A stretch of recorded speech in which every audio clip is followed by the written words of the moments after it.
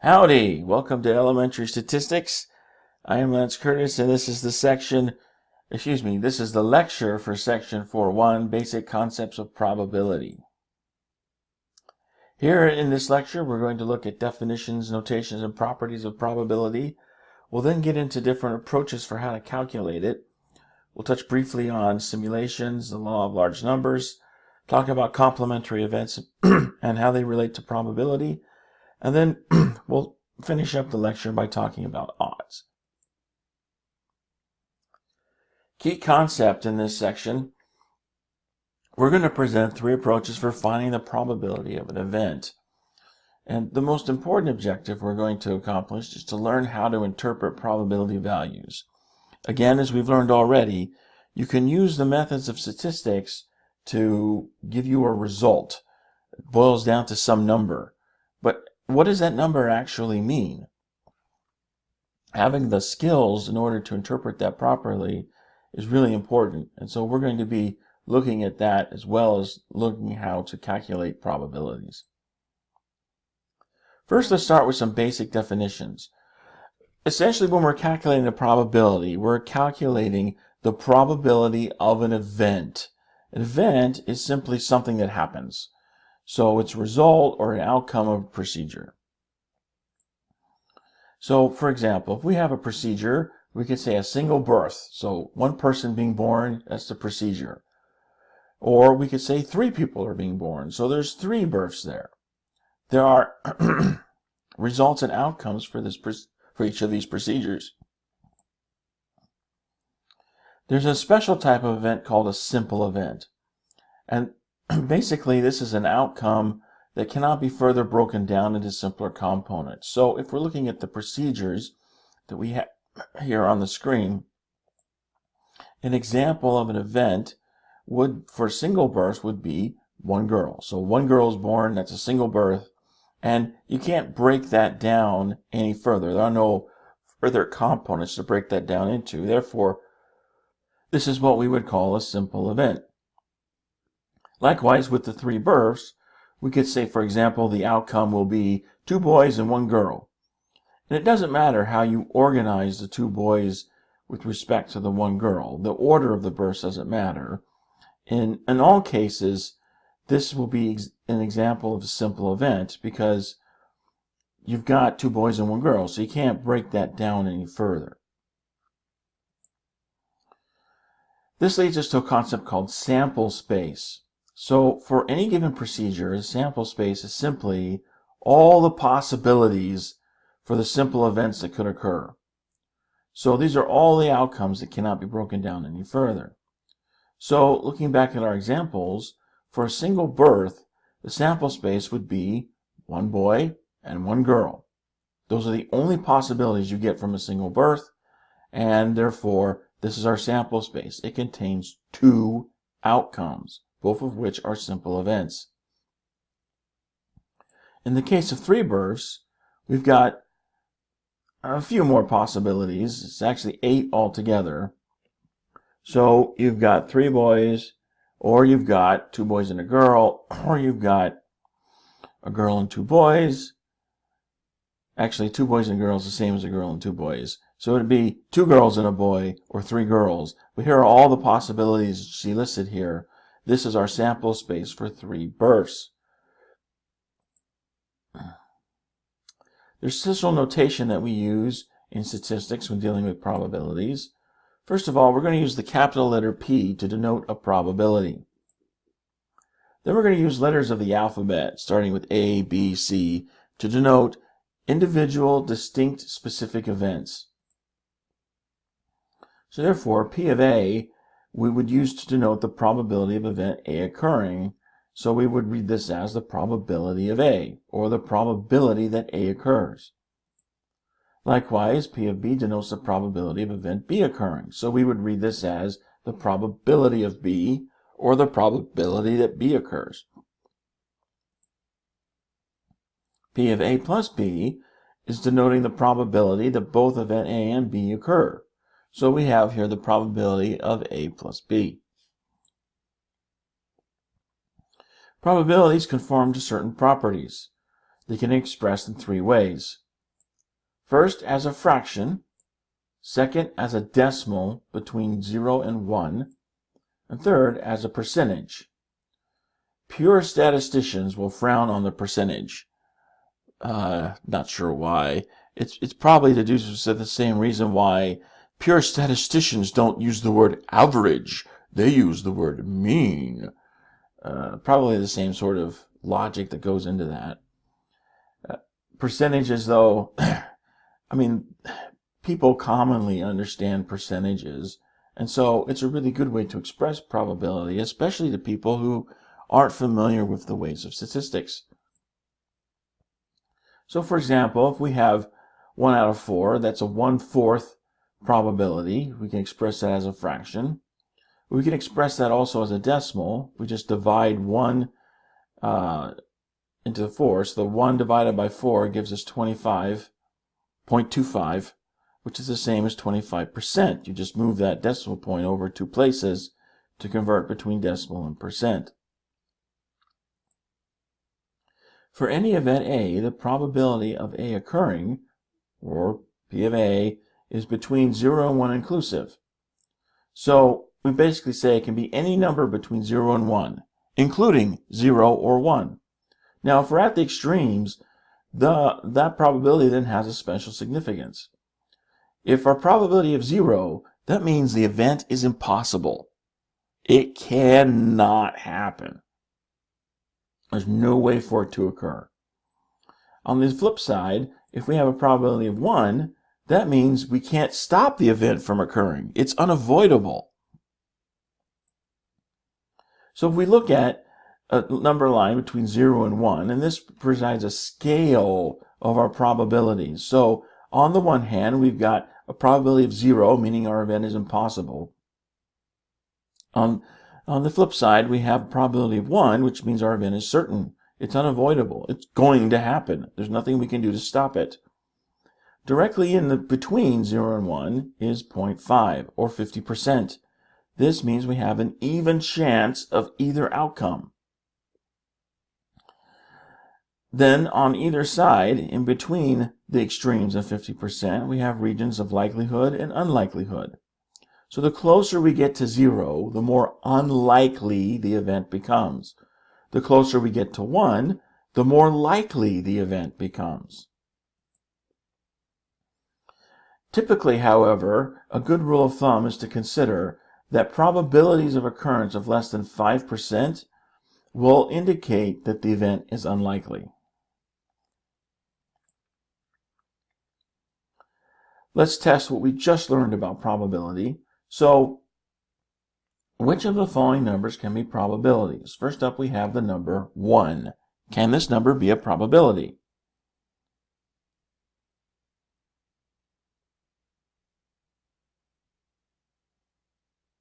I hope you answered yes, because yes, 1 can be a probability. If you have a probability of 1, that means your event is certain. It's going to happen. What about 0.12?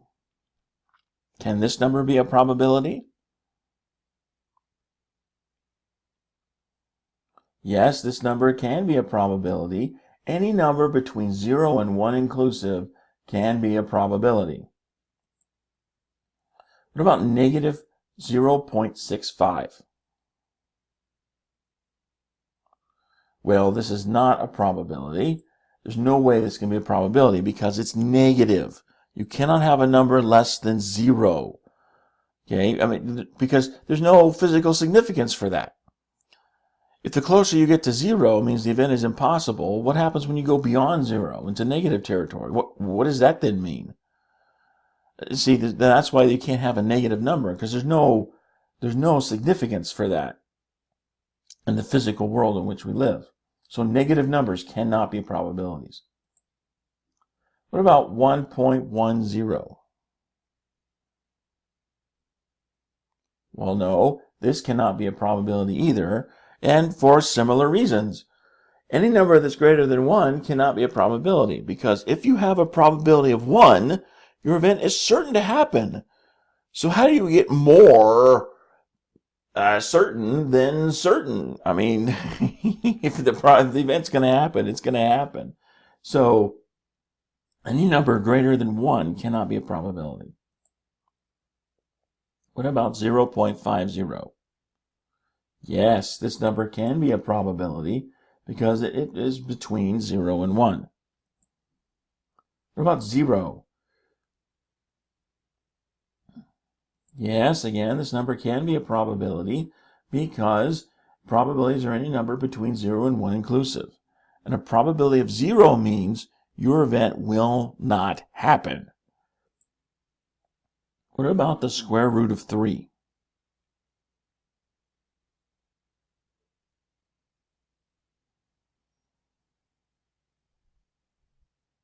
Well, if you don't know what the square root of 3 is, you can punch that out on your calculator. There's no problem with that, and no shame in it either. So if you do that, you'll get approximately 1.73, and since that number is greater than 1, the square root of 3 is not a number that can be a probability. What about 2/5?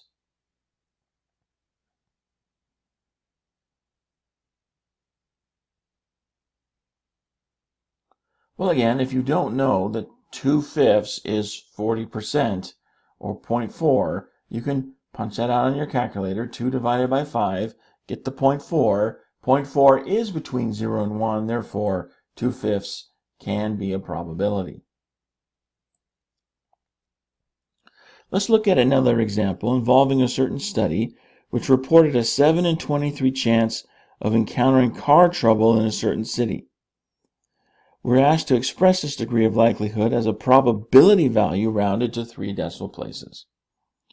So when you see 7 in 23 probabilities, essentially just taking parts and dividing by wholes, the part that conforms to whatever event we're looking for, and dividing it by the total or the whole, it gives us our probability. So express this degree of likelihood. Well, the likelihood is 7 in 23. So when you see in, two numbers separated by the word in, that means you're dividing the one by the other. So in this case, we'll take 7, divide by 23, and get 0.304. This then is the probability, which is 30.4%. And that's all there is to it. Let's look at another example. You are certain to get a king when selecting 52 cards from a full and shuffled deck. That's because there are 52 cards in the full and shuffled deck.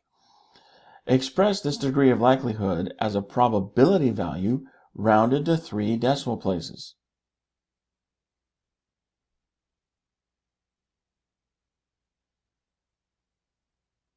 Well, where would you start with this?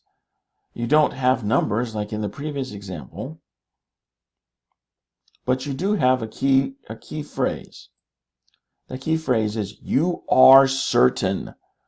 What probability corresponds to an event that is certain to happen?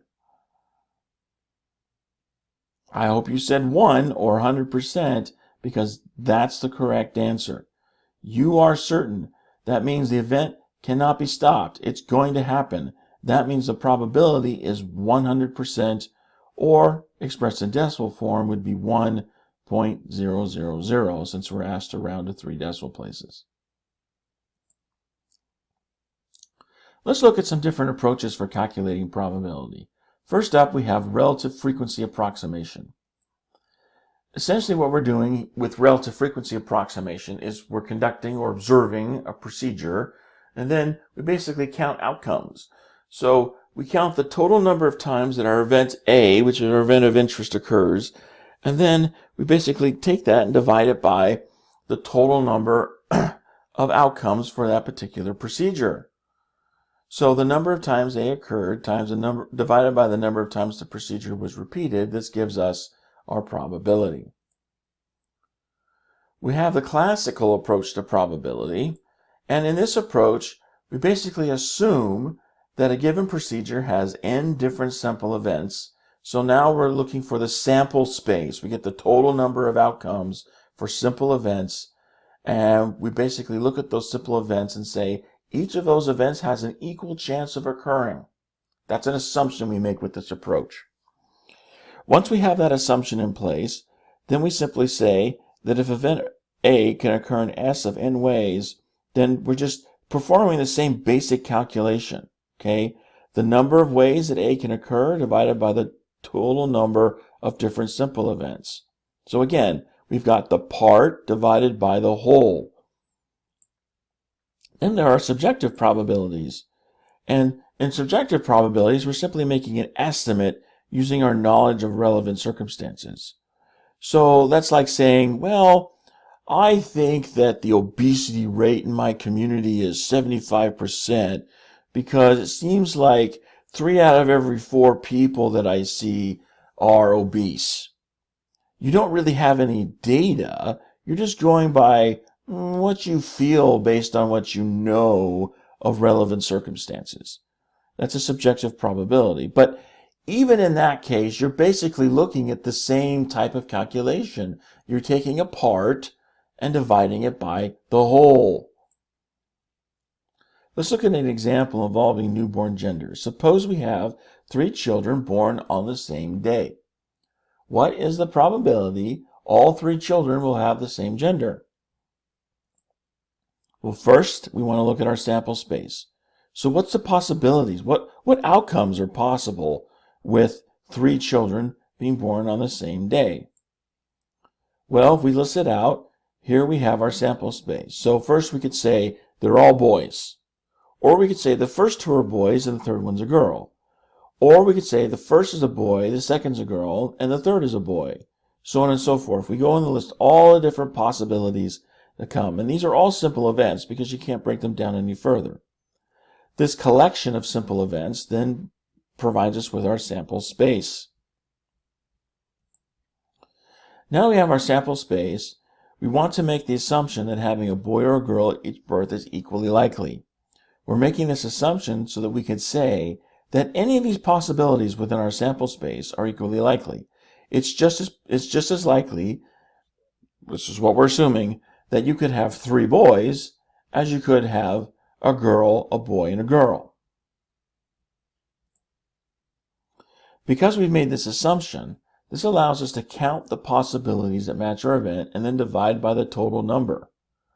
So, if we say that A is the event of having 3 children of the same gender, then the probability that A occurs, or the probability of A, is the number of ways A can occur, the part, divided by the number of different simple events, which is the whole, the sample space, the total number of possibilities that we have listed. So that gives us 2 for the number of ways A can occur. Why is this number 2? We'll go back and look at our sample space. How many of these outcomes have all 3 children with the same gender? There's only 2 of them, and they're here on the ends. You're either going to have all boys or all girls. Those are the only possibilities where all 3 are the same gender. So therefore, we have 2 ways that A can occur. The number of different simple events is 8. Where does 8 come from? We count the number of outcomes in our sample space. There are 8 outcomes. Therefore, we have the part, which is 2, divided by the whole, which is 8. When we divide that out, we get 25%. Or, if you're a pure statistician, you're not going to like the percentages, so you're going to say 0.25. Let's look at another example involving drug testing. So here we have a table on the lower right portion of the screen, and it's showing us the results from a drug testing sample. So we have people who tested positively and negatively, and these people either did use drugs or did not use drugs. So the question is, what is the probability that a randomly selected test subject is not using drugs but tests positive for them? First, we're all going to get our sample space. So what's the total number of people that are involved in our sample? Well, we're just going to add up the numbers in our table. This gives us the total number of people that were participating in the sample, which is 674. Then next, we're going to get our part, so we can divide the part by the whole. Well, in this case, the part is 36.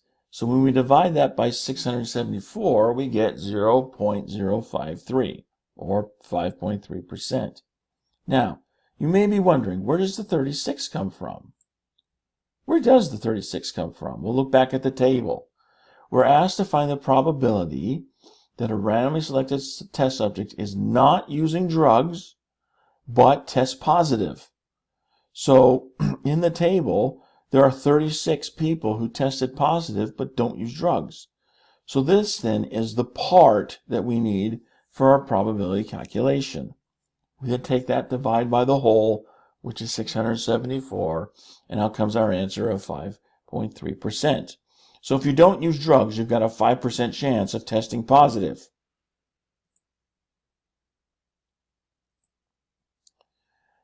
Here's another question. Is the result, rounded to 3 decimal places, close to the probability of 0.426 for a negative test result? You have 4 options from which to select. Option A, no, because the absolute difference between the probabilities of the actual response and a negative test result is less than 5%. B, no, because the absolute difference between the probabilities of the actual response and a negative test result is more than 5%. C, yes, because the absolute difference is less than 5%. And D, yes, because the absolute difference is more than 5%.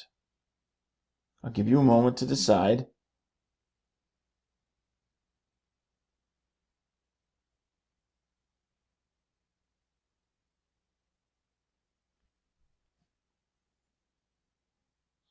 And here I hope you chose answer option B.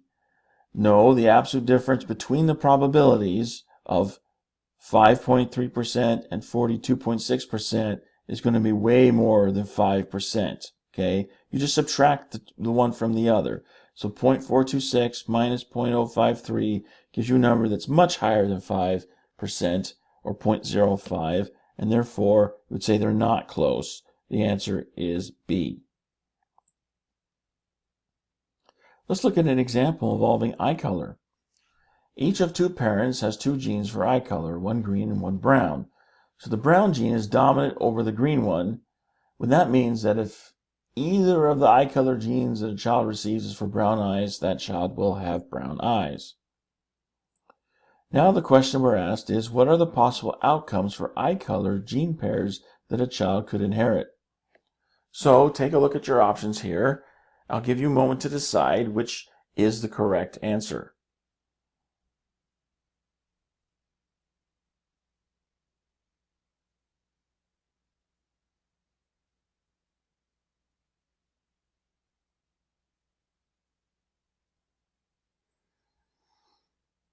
I hope you said answer option D, because that is the correct answer.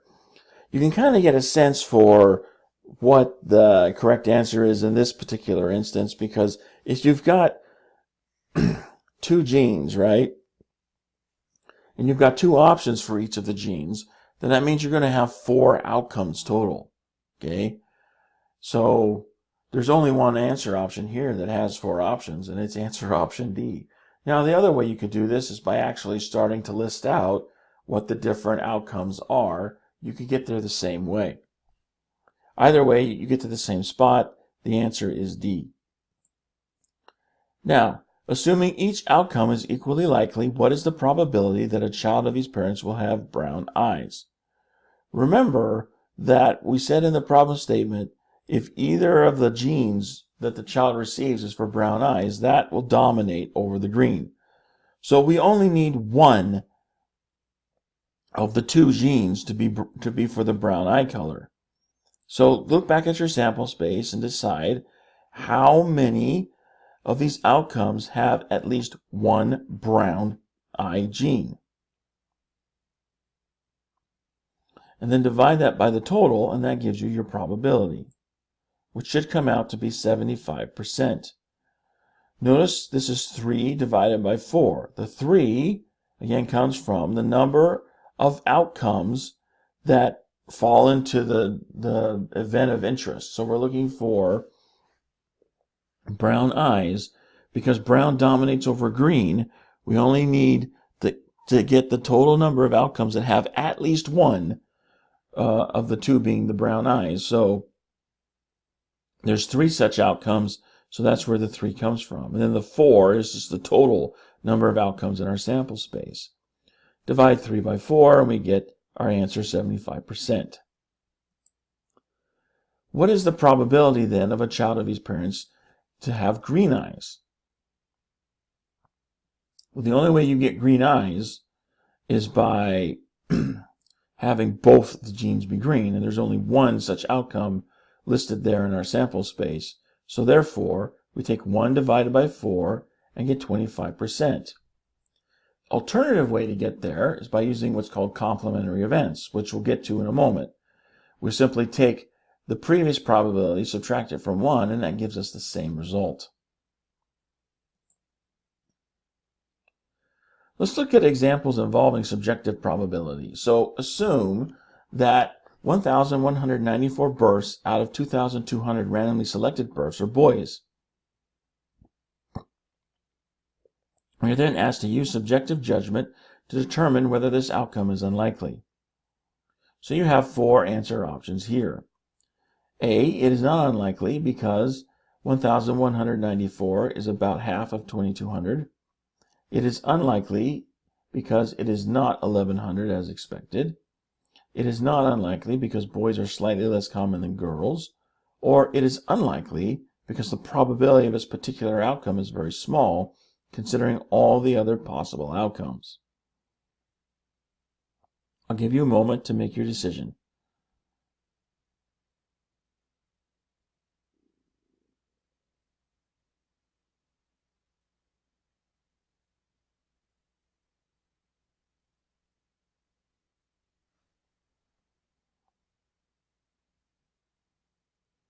Okay, well here I hope you chose answer option A because this is the correct answer.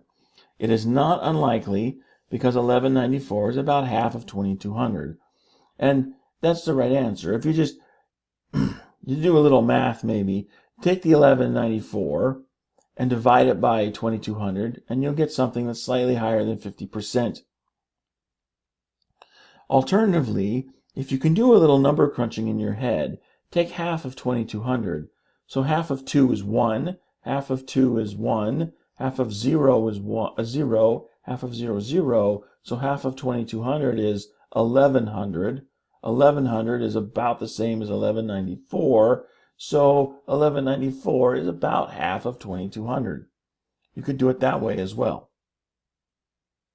So we're just basically doing a rough calculation and then just using approximations to get to where your answer is going to be.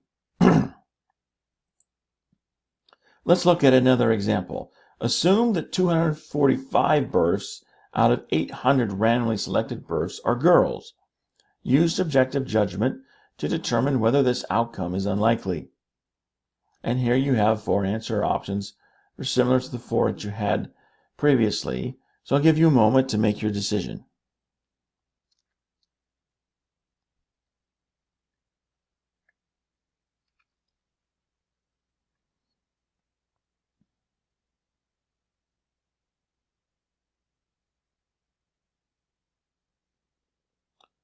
So here I hope you chose answer option D because this is the correct answer. We would expect the outcome to be somewhere around half of the total. The total is 800. Half of 800 is 400. So we would expect the number to be around 400. But the number that we have is 245, which is considerably less than 400. So therefore, we would say that this outcome is unlikely because it's not around the number that we would expect to see.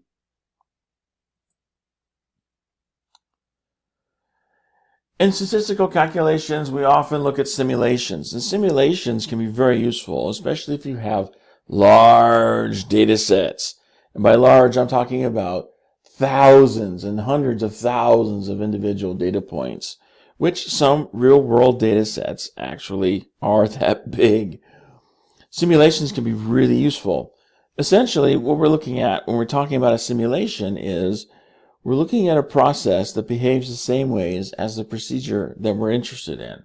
Okay, so it produces similar results. So essentially, we're basically programming something into a computer and using this to exemplify something that we would see in the real world. So the photo that you see here is a simulated race car where you can set in the simulator and you can get the same sort of outcomes or results of driving the actual race car, but you don't die if you screw up too badly because it's a simulator, not the real thing. This is the great thing about simulations because they allow us to see the results of what would happen without actually incurring any expense or consequence from actually doing the real thing. And this can be very useful, especially if the procedure that you're interested in testing or simulating is really expensive to perform, or it requires a significant amount of effort, manpower, money, time, what have you. So in this instance, simulations can be extremely useful. However, simulations, just like any model that you would make to represent something in the real world, are only as good as the underlying assumptions and boundary conditions used to create them. So, if you're making your race car simulator and you don't get the laws of physics quite right in your computer program, then your simulation is not going to accurately represent what's going on in the real world. So whatever simulation you create is only as good as the underlying assumptions that go into creating the simulation. Believe it or not, we have actually already performed a simulation in this very lecture. So we looked at to see how probability was calculated, and we were using births of children as an example. So this was an actual simulation. We didn't actually perform the births. Okay, we didn't get like 3 mothers and say, okay, each one of you pop out a kid and let's see what the results are. We didn't do that. We simply took a hypothetical scenario and then logically concluded, okay, this is what we could possibly get out of this procedure. So we didn't perform the procedure, but we got the results all the same. And we used those results to then calculate a probability of getting all 3 births the same gender.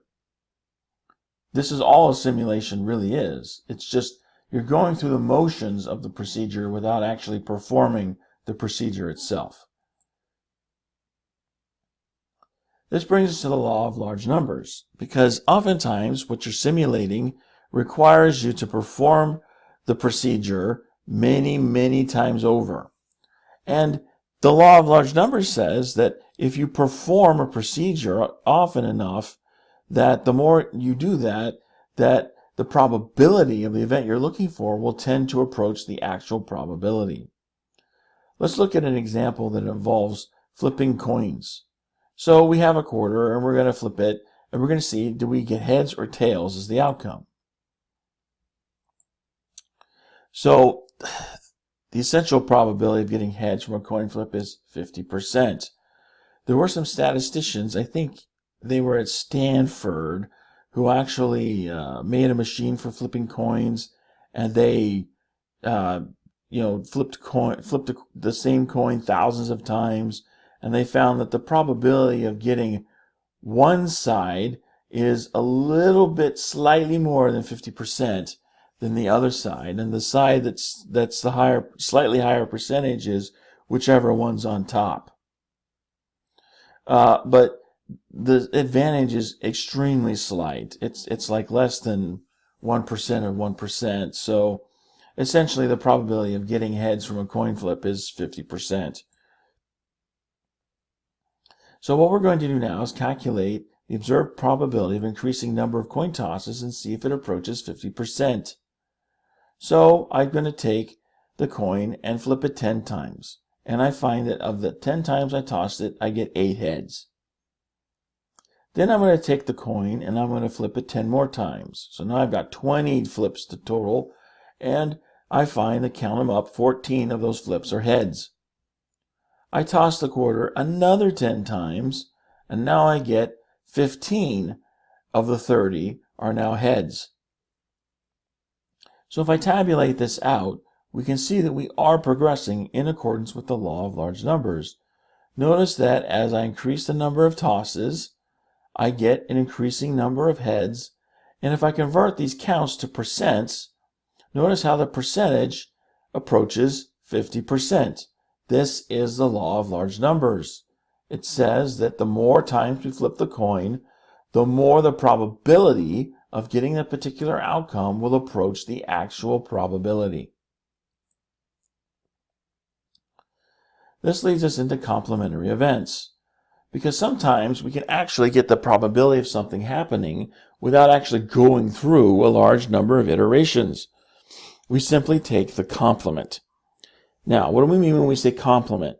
Well, the complement consists of all the outcomes in which the event that we're interested in does not occur. So if the event that we're interested in is denoted with the letter A, then A bar, which is A with a bar over it, will denote the complement of A. And it's simply going to be all the events that are not A. So if event A is comprised of all sunny days, then event A bar will be all of the days that aren't sunny. Likewise, if we say that event A is rolling snake eyes, which is 2 dice that each result in a 1, then A bar will be all the other possibilities for the rolls of the dice that we could have. So this is what we mean when we say complementary events. We have an event of interest, and the complement is all the events that are not that event of interest. This becomes really handy sometimes for calculating probabilities. Here's an example to illustrate. Suppose we survey 2234 U.S. adults and find that 242 of them are smokers. Okay, so now we can calculate the probability of being a smoker. We just take the part and divide by the whole. The part is the 242. This is the number of smokers that we have. The whole is everyone in the survey. That's 2234. Divide that out and we get 0.108 or 10.8%. We can also directly calculate the probability of being a non-smoker.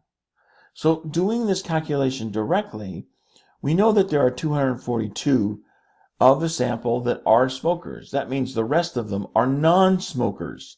So if we take the 242 and subtract from the 2234, that gives us the part of the whole that is the non-smokers. So that gives us 1992, which when we divide by 2234 gives us 89.2%. However, we don't have to get that probability by calculating it directly. If we know that there's only 2 possibilities, you're either a smoker or you're not, and the probability of being a smoker is 10.8%, we can simply subtract that number from 1 using the principle of complementary events, and we can get the same number come out. So the reason why we're subtracting from 1 is, remember the properties of probabilities. The greatest number that a probability can be is 1. That's because 1 is 100%. 1 is everything. So if we take the part that belongs to the smokers and subtract it from the whole, which is 1 or 100%, that's everything, then that leaves us the part that are not smokers. And so we subtract the 0.108 from 1 and get 0.892 or 89.2%. Notice that in all 3 of these cases, we're using a convention of 3 decimal places when purporting probabilities in decimal form and 1 decimal place for percentages. This is a typical convention that is widely used. Now, of course, there are other circles that use their own convention. But if you don't get specific instructions on how to report something, then by all means use this convention. Keep in mind that an event has an unusually low or high number of outcomes if that number is far less or greater than expected. We don't have that situation here because we were given the numbers from the survey. The 242 divided by 2234, yeah, that's about 10%. So that's what we would expect given the numbers from the survey. Let's test our knowledge of complementary events with a simple question. If A denotes a simple event, then what does A bar denote? And you have 4 answer options here. I'll give you a moment to read through them and decide which is the correct answer to the question.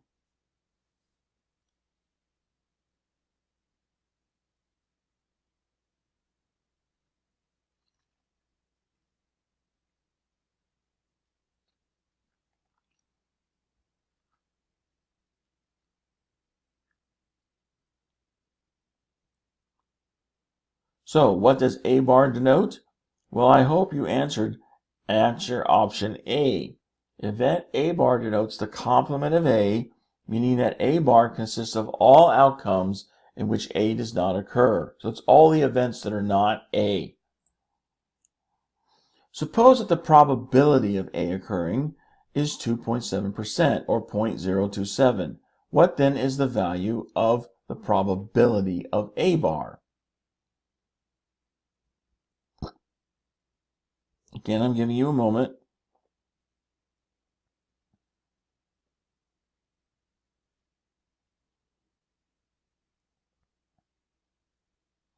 Well, to get the probability of A bar, remember we're just going to subtract the probability of A from 1. And when we do that, we get 0.973. So to get the probability of A bar, just subtract it out from 1. Just subtract the probability of A out from 1, and that's going to give us A bar. Likewise, we could back calculate to get the probability of A. Just take the 0.973, subtract it from 1, and that gives us the probability of A, which is 0.027. Is this value, the probability of A being 0.027, unusual? Again, I'll give you a moment to come with your answer.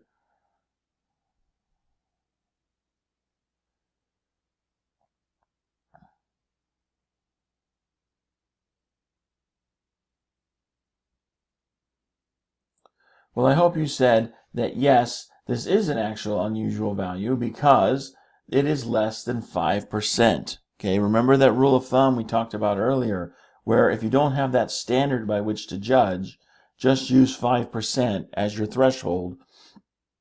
This is less than 5%, and so therefore we would consider it to be unusual. This brings us to the concept of odds. We use complementary events to define odds, and we usually express odds in the form of a ratio. So first we have the actual odds against event A. This is expressed by the ratio, which can also be expressed as a fraction, the probability of A bar over the probability of A. Usually we express this in a ratio A to B, where A and B are integers having no common factors. So in essence, our ratio has been reduced to simplest terms. Conversely, we have the actual odds in favor of event A, and this is expressed as the ratio of the probability of A to the probability of not A, or the probability of A bar. And then we have payoff odds against A occurring, are the ratio of the net profit if you win to the amount of the bet. So we have the net profit ratio to the amount bet in this form here. Now, notice what we get when we're looking at the actual odds, either against or in favor. It's actually a fraction that we're dividing one by the other, but they're involving the same two numbers. It's just the order of the numbers that changes. So the one is actually a reciprocal of the other. And the way I remember which way it goes is, if the actual odds are against, notice what comes out on top. It's the probability of the complement of A, which is not A. So against, the odds against A means I got to put the probability of not A on top. If the actual odds are in favor, then notice I'm putting the actual probability of A on top, and the not A goes on the bottom. So I look and see whichever one I'm looking at, odds against or odds in favor, and that tells me what to put on top of my fraction, whether it's the not A or the A. Let's look at an example involving Harry's Casino. So for the slot machines in this casino, the odds in favor of winning are 29 to 67. Notice this says 29 to 67, not 29 in 67. That's a very important distinction. That lets you know you're talking about odds. And of course, you also got the words here, odds in favor of winning. Express the indicated degree of likelihood as a probability value in decimal form to 3 decimal places. So the first thing we're going to do is look at our odds in favor of winning to get the total sample space. So our odds in favor of winning are 29 to 67. That means that 29 is the win part and 67 is the lose part. Okay, remember, odds in favor of winning. So the probability of winning is our event A. It's going to go on top of our fraction. So we have 29. And then that's going to be divided by the whole. But the whole is both the winning and the losing part together. So we have to add the 29 and the 67 together to get our whole. In this case, it's 96. And then the probability of winning is then the part divided by the whole. So the winning part is 29, and the whole is 96. Therefore, 29 divided by 96 gives us our probability, 0.302. So you have a 30% chance of winning if the odds in favor are 29 to 67. Let's take a look at another example involving the roulette wheel.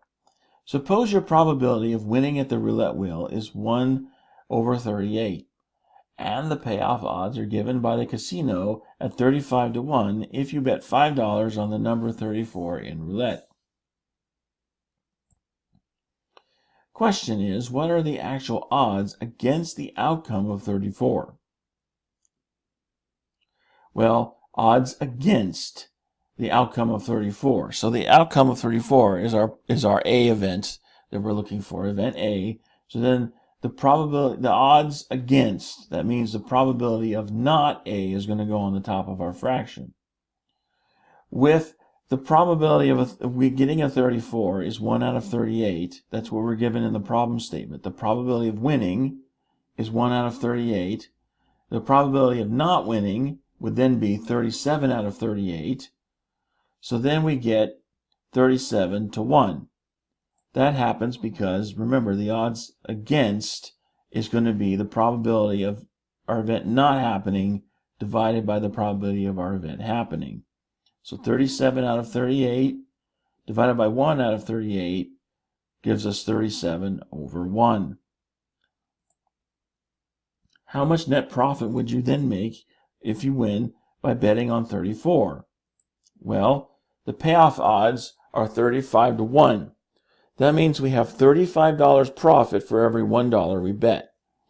So for a $5 bet, there's $175 net profit. We just take 35 and multiply by the $5 we bet.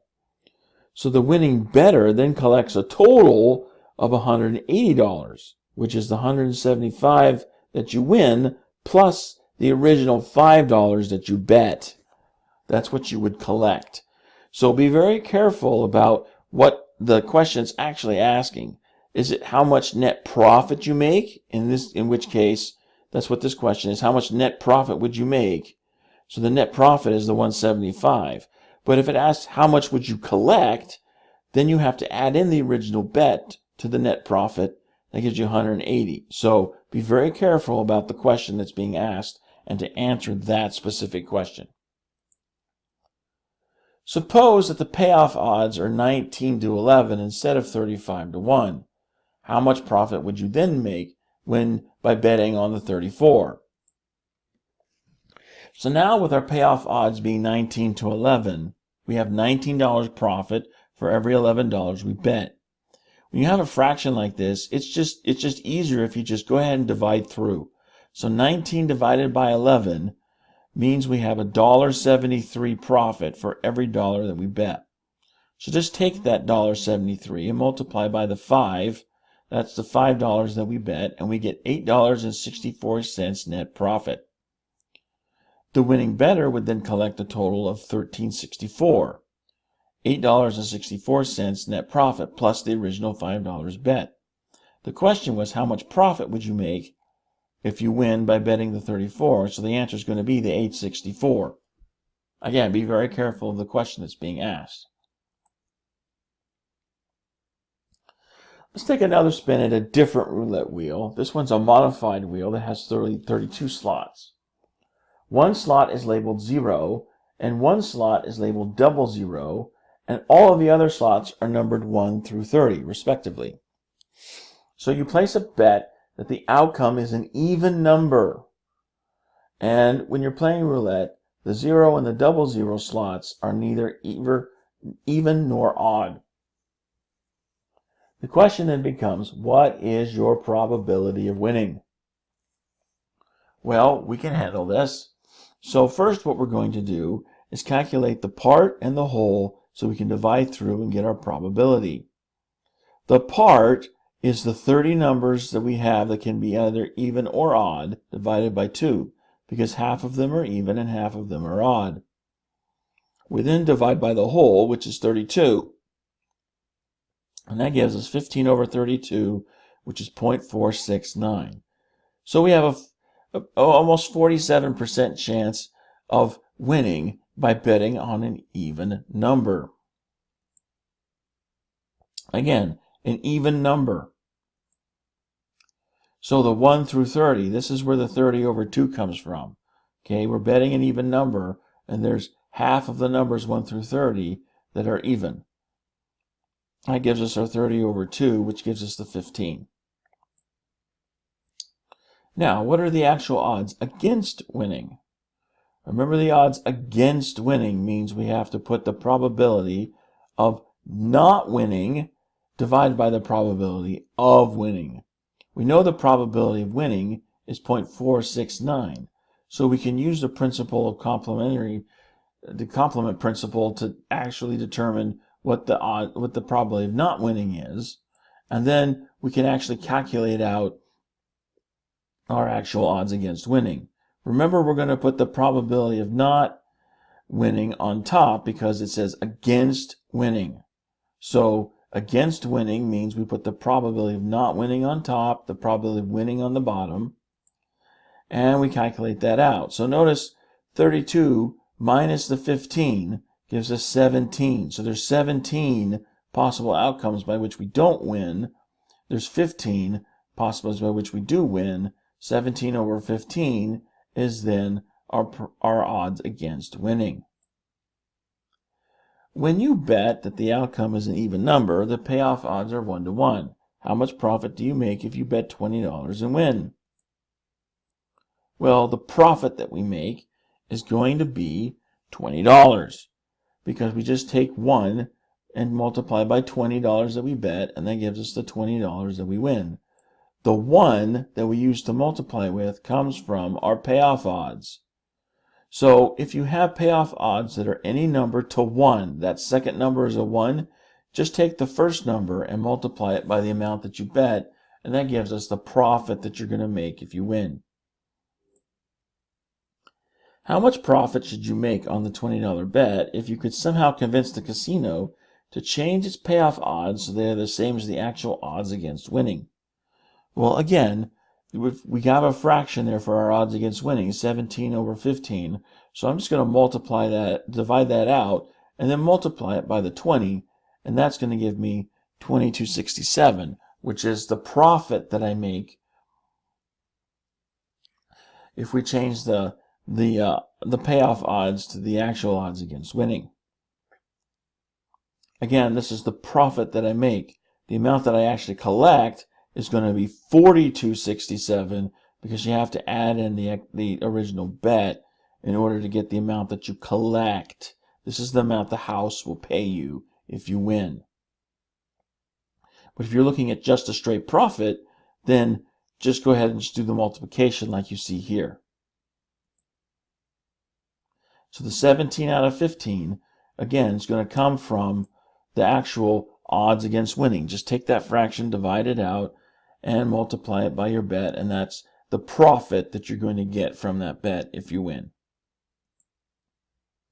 And when you win, you can do a little happy dance, like this lady here. And yeah, we don't really like watching people with happy dances, so that brings us to the end of this lecture. Thank you for watching. If you have any questions, you know what you need to do. Otherwise, I will see you in the next video.